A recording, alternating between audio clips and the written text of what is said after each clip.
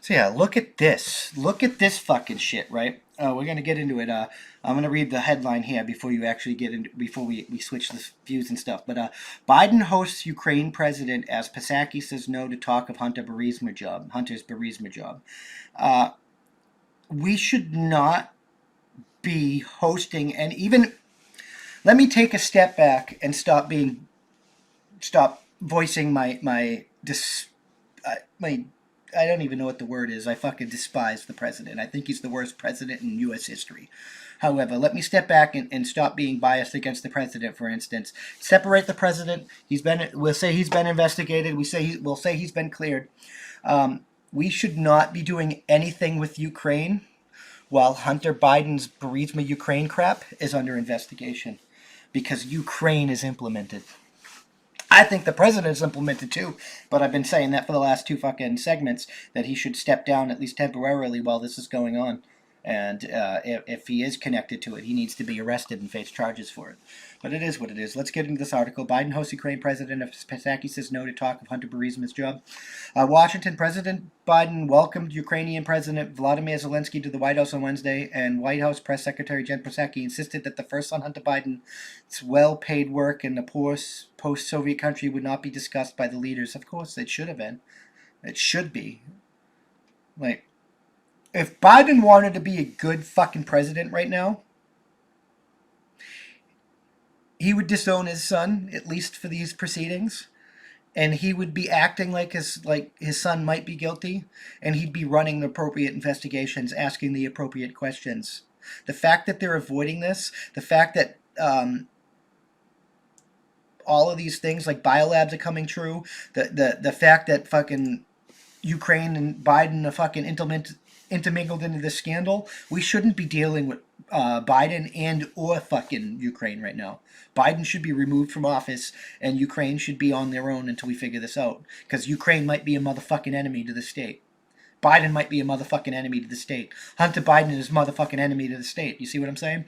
They got fucking dealings with fucking China and bullshit like that. Like, these people need to be fucked in the ass.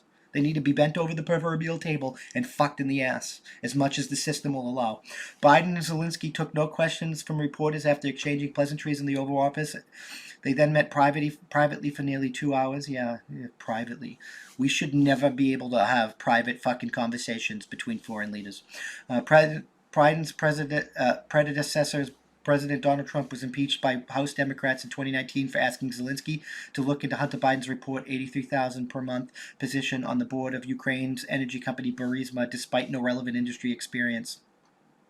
He was later acquitted in the Senate. Psaki curtailed gave a single-word answer no when the National Public Radio supporter Scott Detrow asked her during her daily press briefing if Biden intended to discuss his son's work with Zelensky.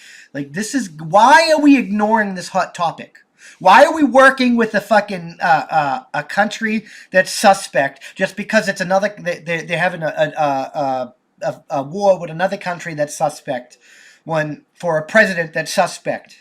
Winning? No. You suck! This is all fucking suspect. Why are we wasting money on this? Why are we allowing these people to take office? If these people are not fucking prosecuted properly, the same due process the rest of us would have, we're not fucking free.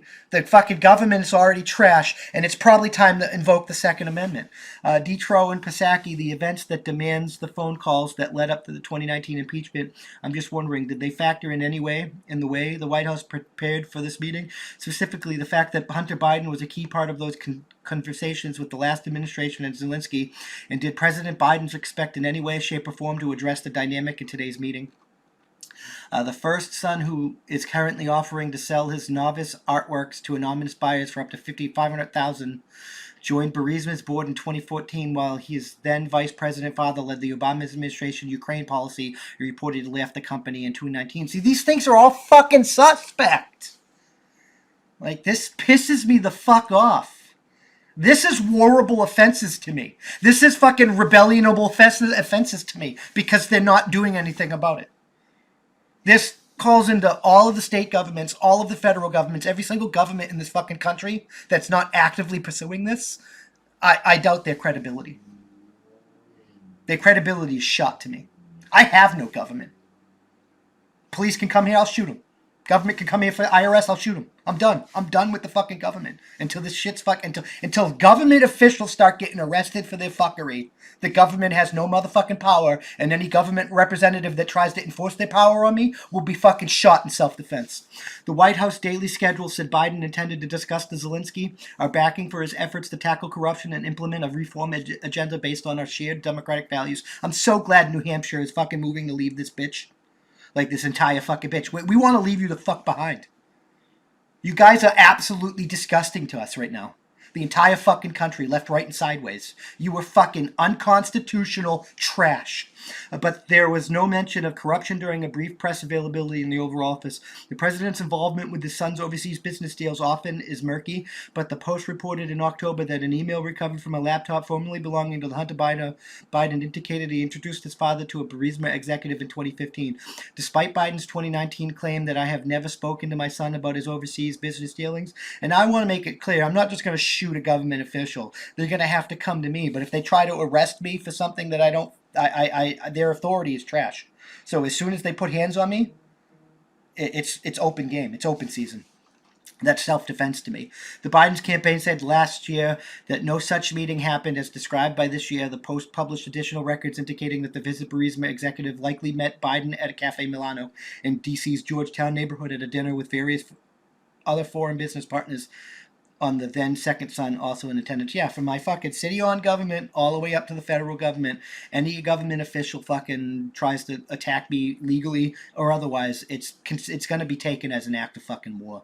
I can't deal with this crap anymore. This corruption is fucked up. They're trying to make us die and spend fucking ridiculous amounts of money in Ukraine when there's fucking corruption dealings and scandals and investigations over fucking Ukraine and the president and the shit, and these people need to be fucking removed. They need to be. We need to stop doing dealings with Ukraine. Let Ukraine deal with fucking Russia on themselves, and we have to deal with our own corrupt politicians. Otherwise, we're going to end up in civil war. And I'm almost positive that civil war is inevitable. Thank you for checking out this clip of my Thought of the Day podcast. You can catch this podcast every Tuesday through Friday at that'sonpoint.info by 5 p.m. Eastern Standard Time, because that's how winning is done. New clips go out daily, and we can't do this without you, so we appreciate your support. With that being said, consider joining for $5 a month, and you get early access to the uncensored version of this, early access to our weekly That's On Point podcast, and access to exclusive content only for members. All the money that we receive is going to go funnel back into this to hire more journalists and do more things for you guys, because that's how winning is done. It really is. We got a merch store and stuff. You can help there, and if you can't help via money, you can always just leave a comment, and share this out there, because that helps us more than you can immensely know. That's the best way to help. Just leave a comment, and share. And if you're listening to us, leave a review. Leave a good review. Help us boost us in the podcast ratings and get us up there, because that's how winning is done. We'll see you in the next one. Peace.